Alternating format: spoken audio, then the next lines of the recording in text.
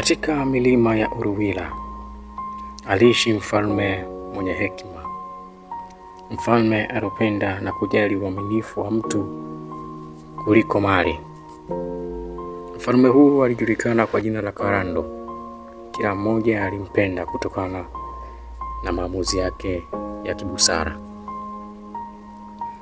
Siku moja mfalme Karando alihitaji kuteua mshauri mpya wa ikulu. Badala ya kumchagua kwa maneno, aliamua kujaribu mioyo ya vijana wawili ili apate mtu sahihi katika uongozi wa washauri. Baraka na Sudi ndio vijana waliojitokeza kwa ajili ya kunyang'anyia nafasi hiyo. Hivyo mfalme Karando aliwapatia kila mmoja mfuko wa mbegu. Kisha akasema, pandeni hizi mbegu, rudini baada ya mwezi mmoja. Kile ambacho kimeota kitaniambia ni nani anaweza kuaminiwa. Kila kijana akarudi nyumbani bila kujua kuwa hili halikuwa jaribio la kilimo, bali jaribio la tabia. Baraka alifika nyumbani, akapanda mbegu kwa bidii, akamwagilia kila siku, akazihudumia kwa matumaini. Lakini siku zikapita, wiki zikapita, hakuna hata kijani kilichotokeza. Hofu ilimjia, lakini Baraka akasema kimoyomoyo, sitabadilisha chochote, nitarudisha nilichopewa.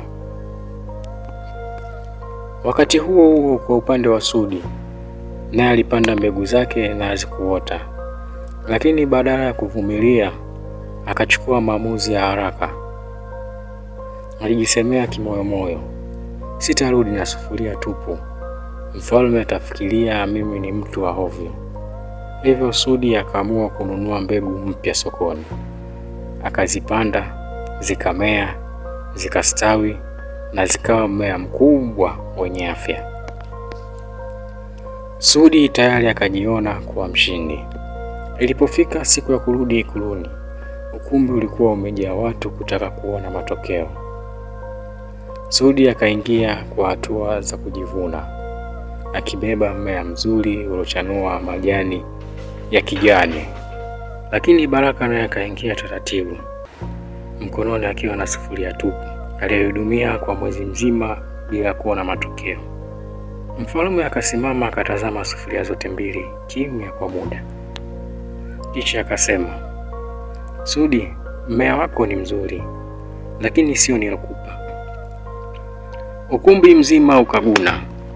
Kisha akamgeukia Baraka.